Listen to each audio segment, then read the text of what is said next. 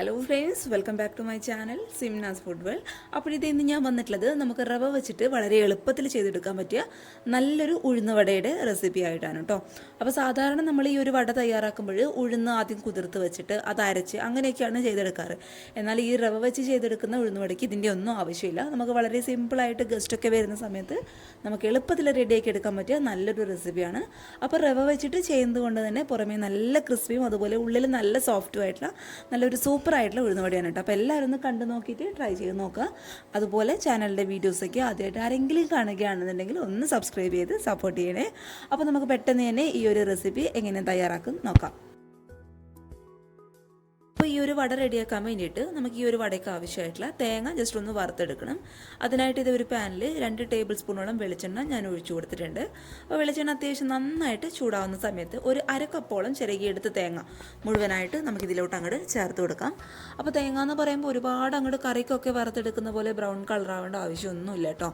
നമ്മൾ ഇട്ട് കൊടുത്ത തേങ്ങയുടെ ആ ഒരു പച്ച ചുവയൊക്കെ ഒന്ന് മാറി നല്ലൊരു ഫ്ലേവർ വരുമല്ലോ, അതുവരെ നന്നായിട്ട് ഒരു ലോ ടു മീഡിയം ഫ്ലെയിമിൽ വെച്ചിട്ട് ഒന്ന് വഴറ്റിയെടുക്കുക. അപ്പോൾ തേങ്ങ ചേർത്തിട്ട് നമ്മൾ റവ വെച്ചിട്ടുണ്ടാക്കുന്ന ഈ ഉഴുന്ന് വടയ്ക്ക് ഒരു പ്രത്യേക ഒരു ടേസ്റ്റാണ് കേട്ടോ. നമ്മൾ ഉഴുന്ന് വടയ്ക്ക് ആയിക്കഴിഞ്ഞാൽ ആ ഒരു വടയുടെ ഉള്ളിൽ ഈ തേങ്ങയൊക്കെ കടിക്കാനായിട്ട് കിട്ടുമ്പോൾ അതൊരു നല്ല ടേസ്റ്റ് തന്നെയാണ്. അപ്പോൾ ഈ ഒരു തേങ്ങ ചേർക്കുന്ന സ്റ്റെപ്പ് സ്കിപ്പ് ചെയ്യാതെ നിർബന്ധമായിട്ട് ചേർക്കാനായിട്ട് ശ്രദ്ധിക്കാം. അപ്പോൾ നമുക്ക് ഈ ഒരു തേങ്ങയുടെ കളറ് ജസ്റ്റ് ഒന്ന് മാറി കിട്ടുന്നവരെ നന്നായിട്ടൊന്ന് വഴറ്റിയെടുക്കാം.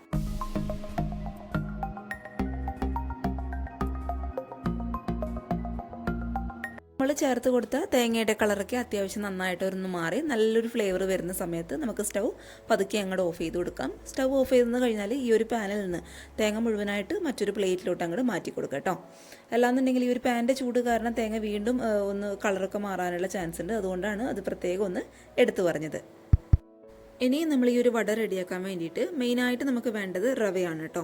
അപ്പോൾ ഇത് നമ്മൾ വീടുകളിലൊക്കെ ഉപയോഗിക്കുന്ന സാധാരണ ഇങ്ങനെയുള്ളൊരു ഗ്ലാസ്സിൽ ഒരു 3/4 ഗ്ലാസോളം റവ ഞാൻ എടുത്തിട്ടുണ്ട്. അതിപ്പോൾ വറുത്ത റവയാണോ അല്ലാന്നുണ്ടെങ്കിൽ വറുക്കാത്ത റവയാണ് എന്തായാലും കുഴപ്പമില്ല. അപ്പോൾ ഇങ്ങനെയുള്ളൊരു ഗ്ലാസ്സിൽ 3/4 ഗ്ലാസോളം റവ.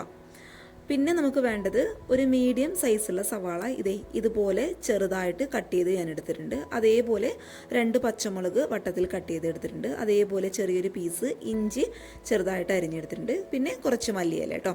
അപ്പോൾ മല്ലിയിലയ്ക്ക് പകരമായിട്ട് നിങ്ങൾക്ക് വേണമെന്നുണ്ടെങ്കിൽ കറിവേപ്പില ഉപയോഗിക്കാം. അപ്പോൾ ഏത് ഫ്ലേവറാണോ കൂടുതൽ ഇഷ്ടം അതിനനുസരിച്ചിട്ട് എടുക്കാനായിട്ട് ശ്രദ്ധിക്കാം. ഇനി ഇതേ സ്റ്റൗവിൽ ഞാനൊരു പാൻ വെച്ച് കൊടുത്തിട്ടുണ്ട്. ആ പാനിലോട്ട് നമ്മൾ ഏത് ഗ്ലാസ്സിലാണോ റവ അളന്നെടുത്തത് അതേ സെയിം ഗ്ലാസ്സിൽ തന്നെ ഇപ്പം 3/4 ഗ്ലാസ് റവയാണ് നമ്മൾ എടുത്തതെങ്കിൽ അതിൻ്റെ നേരെ ഡബിൾ, അതായത് 1.5 ഗ്ലാസോളം സാധാരണ വെള്ളം നമുക്ക് ഒഴിച്ചു കൊടുക്കാം. അപ്പോൾ നിങ്ങൾ റവ എടുക്കുന്ന സമയത്ത് നിങ്ങൾ പാത്രത്തിലാണ് അളന്നെടുക്കുന്നതെങ്കിൽ 3/4 ഗ്ലാസ് റവയ്ക്ക് തന്നെ അതിൻ്റെ നേരെ ആ ഒരു പാത്രത്തിൻ്റെ അളവിൽ എടുക്കാനായിട്ട് ശ്രദ്ധിക്കുക. അതായത് 3/4 ഗ്ലാസ് റവയ്ക്ക് 1.5 ഗ്ലാസോളം വെള്ളം, 1/2 ഗ്ലാസ് റവയ്ക്ക് 1 ഗ്ലാസ് വെള്ളം, ആ ഒരു രീതിയിൽ എടുക്കാനായിട്ട് ശ്രദ്ധിക്കുക കേട്ടോ. അതിപ്പോൾ നിങ്ങൾ ഗ്ലാസ്സിലാണ് അല്ലാന്നുണ്ടെങ്കിൽ പാത്രത്തിലാണ് അല്ലാന്നുണ്ടെങ്കിൽ മെഷറിംഗ് കപ്പിലാണ്, എന്തിലായാലും ആ ഒരു അളവിൽ തന്നെ എടുക്കാനായിട്ട് പ്രത്യേകം ഒന്ന് ശ്രദ്ധിച്ചേക്കാം. ഇനി ഈ ഒരു വെള്ളം നന്നായിട്ട് ഒന്ന് തിളച്ച് വരണം. അപ്പോൾ അതിനു മുന്നേ ഈ ഒരു വെള്ളത്തിൽ തന്നെ ഈ ഒരു വടയ്ക്ക് ആവശ്യമായിട്ടുള്ള ഉപ്പ് ഞാൻ ഇട്ട് കൊടുക്കുന്നുണ്ട്. പിന്നെ നമ്മുടെ ഈ ഒരു വടയ്ക്ക് ഉള്ളിൽ നല്ലൊരു കളർ കൊടുക്കാൻ വേണ്ടിയിട്ട് ഒരു 1/4 ടീസ്പൂണോളം മഞ്ഞൾപ്പൊടിയും കൂടി ഞാൻ ചേർത്ത് കൊടുക്കുകയാണ് കേട്ടോ. മഞ്ഞൾപ്പൊടി ചേർത്ത് കൊടുക്കുന്ന സമയത്ത് നമ്മുടെ ഈ ഒരു വടയ്ക്ക് നല്ലൊരു കളർ ഉണ്ടാവും. അപ്പോൾ അതിന് വേണ്ടിയിട്ടാണ് പൊടി ചേർത്ത് കൊടുക്കുന്നത്. പിന്നെ ഞാൻ ഇതിലോട്ട് ചേർത്ത് കൊടുക്കാനായിട്ട് പോകുന്നത് 1 ടീസ്പൂണോളം വെളിച്ചെണ്ണയാണ് കേട്ടോ. അപ്പോൾ ഈ ഒരു വെള്ളം ഇനി നന്നായിട്ടൊന്ന് തിളച്ച് വരണം. അതുവരെ ഒരു ഹൈ ഫ്ലെയിമിൽ വെച്ചിട്ട് നമുക്ക് വെള്ളം ആദ്യം നന്നായിട്ടൊന്ന് തിളപ്പിച്ചെടുക്കാം. അപ്പോൾ ഇതേ നമ്മുടെ വെള്ളമൊക്കെ നന്നായിട്ട് തിളക്കാനായിട്ട് തുടങ്ങിയിട്ടുണ്ട്. ഇനി നമ്മൾ എടുത്തു വെച്ച റവ നമുക്കിതിലോട്ട് ഇട്ട് കൊടുക്കാം കേട്ടോ. അപ്പോൾ റവ ഇട്ട് കൊടുക്കുമ്പോൾ ശ്രദ്ധിക്കുക, നമ്മൾ റവ ഇട്ട് കൊടുക്കുന്ന ആ ഒരു സമയത്ത് തന്നെ സ്പൂണ് വെച്ചിട്ട് നന്നായിട്ടൊന്ന് മിക്സ് ചെയ്ത് കൊടുക്കുക കേട്ടോ. അല്ലാന്നുണ്ടെങ്കിൽ അത് അവിടെ കട്ട പിടിച്ചിരിക്കാനുള്ള ചാൻസ് ഉണ്ട്. അപ്പോൾ ഇട്ട് കൊടുക്കുന്ന സമയത്ത് തന്നെ സ്പൂണ് വെച്ചിട്ട് ഈ ഒരു കൈ കൊണ്ട് നന്നായിട്ടൊന്ന് മിക്സ് ചെയ്ത് കൊടുക്കാം.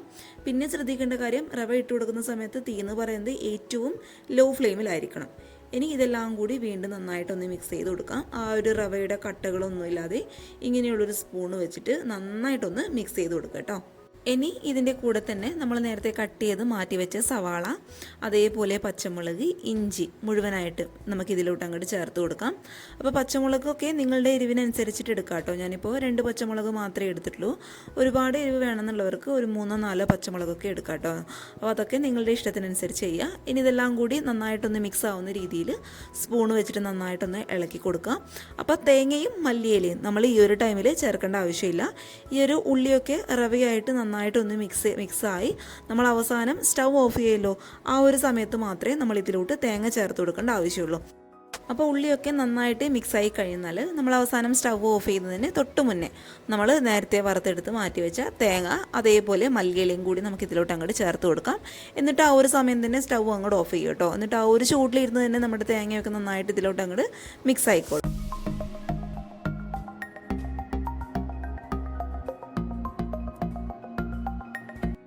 അപ്പോൾ ഇത് നമ്മൾ റെഡിയാക്കി വെച്ച വടയുടെ മാവ് ഇതുപോലുള്ള ഒരു സ്റ്റീൽ പ്ലേറ്റിലോട്ട് ഞാൻ മാറ്റി കൊടുത്തിട്ടുണ്ട്.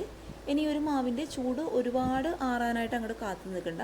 ജസ്റ്റ് നമുക്ക് കൈയൊക്കെ കുത്താൻ പാകത്തിലുള്ള ഒരു ചൂടാവുന്ന സമയത്ത് നമുക്ക് കൈ ഉപയോഗിച്ചിട്ട് ഈ ഒരു മാവ് നന്നായിട്ടൊന്ന് കുഴച്ചെടുക്കാം കേട്ടോ. അപ്പോൾ കൈ ഒരുപാട് പൊള്ളുന്നുണ്ടെന്നുണ്ടെങ്കിൽ ജസ്റ്റ് തണുത്ത വെള്ളത്തിലൊന്ന് കൈ ഡിപ്പ് ചെയ്തതിന് ശേഷം ഒന്ന് കുഴച്ചെടുക്കുക.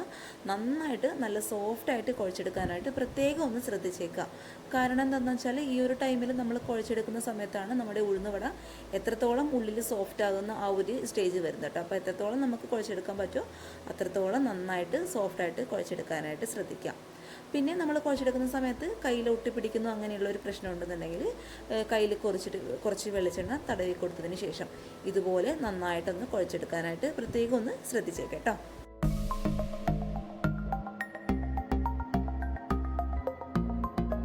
അപ്പോൾ ഇതേ മാവൊക്കെ നന്നായിട്ട് നല്ല സോഫ്റ്റായിട്ട് ഞാൻ കുഴച്ചെടുത്തിട്ടുണ്ട്.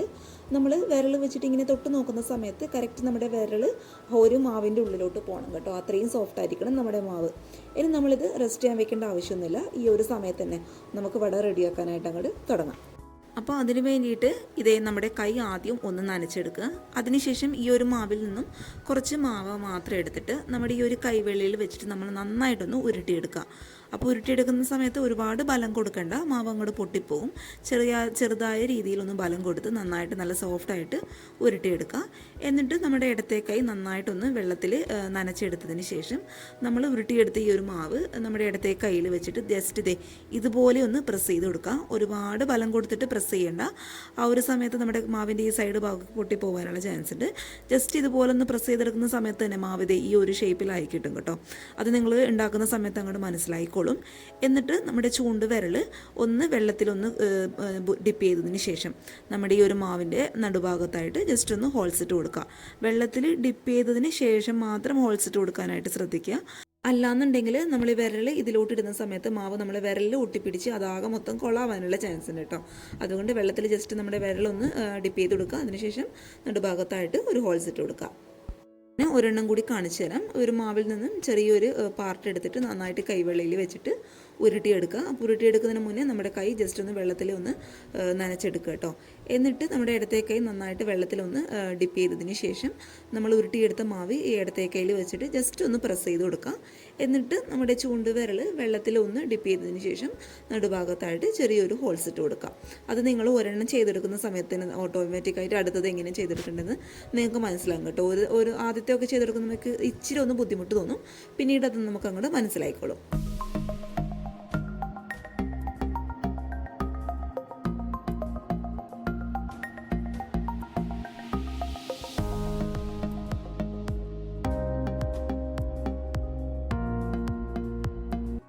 അപ്പോഴത്തെ ഇതിൽ നിന്നും പകുതി മാവ് ഞാൻ ജസ്റ്റ് ഇതുപോലെ ഒന്ന് ഷേപ്പ് ചെയ്തെടുത്തിട്ട് ഒരു പാത്രത്തിലോട്ട് വെച്ച് കൊടുത്തിട്ടുണ്ട്. അപ്പോൾ ഇങ്ങനെയുള്ളൊരു മാവ് പാത്രത്തിലോട്ട് വെച്ച് കൊടുക്കുന്നതിന് മുന്നേ പാത്രത്തിൽ കുറച്ച് വെളിച്ചെണ്ണ ഒന്ന് ഗ്രീസ് ചെയ്ത് കൊടുക്കട്ടോ. അല്ലാന്നുണ്ടെങ്കിൽ പാത്രത്തിൽ തന്നെ ഒട്ടിപ്പിടിച്ച് പോകാനുള്ള ചാൻസ് ഉണ്ട്. ഇനി ഒരു പാനിൽ എണ്ണ നന്നായിട്ട് ചൂടാകുന്ന സമയത്ത് നമുക്ക് ഓരോന്നോരോന്നായിട്ടിട്ട് ഫ്രൈ ചെയ്തെടുക്കാം. അപ്പോൾ ഫ്രൈ ചെയ്തെടുക്കുന്ന സമയത്ത് ശ്രദ്ധിക്കേണ്ട കാര്യം എന്താണെന്ന് വെച്ചാൽ നമ്മൾ ഈ ഒരു മാവ് എണ്ണയിലോട്ട് ഇട്ട് കൊടുക്കുന്ന സമയത്ത് തീ എന്ന് പറയുന്നത് ഏറ്റവും ഹൈ ഫ്ലെയിമിലായിരിക്കണം. അല്ലാന്നുണ്ടെങ്കിൽ ഇത് ഇട്ട് കൊടുക്കുന്ന ഒരു സമയത്ത് തന്നെ പൊട്ടിപ്പോകാനുള്ള ചാൻസ് ഉണ്ട്. അപ്പോൾ അത് ഒഴിവാക്കാൻ വേണ്ടിയിട്ടാണ് തീ എന്ന് പറയുന്നത് ഏറ്റവും ഹൈ ഫ്ലെയിമിൽ വെക്കുന്നത്. എന്നിട്ട് പതുക്കെ ഒരു ലോ ടു മീഡിയം ഫ്ലെയിമിൽ വെച്ചിട്ട് ഈ ഒരു ഉഴുന്നുവട നന്നായിട്ടൊന്ന് മൊരിച്ചെടുക്കുക കേട്ടോ. മൊരിച്ചെടുക്കുമ്പോഴാണ് ഈ ഒരു ഉഴുന്നുവടയ്ക്ക് റവ ചേർത്ത് കൊടുത്തുകൊണ്ട് ഉള്ള ഈ ഒരു ഉഴുന്നുവടയ്ക്ക് നല്ലൊരു ടേസ്റ്റ് ഉണ്ടാവുക. അപ്പോൾ അതിന് വേണ്ടിയിട്ടാണ് നന്നായിട്ട് ഇതൊന്ന് മൊരിച്ചെടുക്കാനായിട്ട് പറയുന്നത് കേട്ടോ. നമ്മൾ ഇട്ട് കൊടുത്ത വട നന്നായിട്ട് മൊരിഞ്ഞ് ഈ ഒരു കളറാവുന്ന സമയത്ത് ഇത് പതുക്കെ നമുക്ക് എണ്ണയിൽ നിന്ന് എടുത്ത് മാറ്റി കൊടുക്കാം.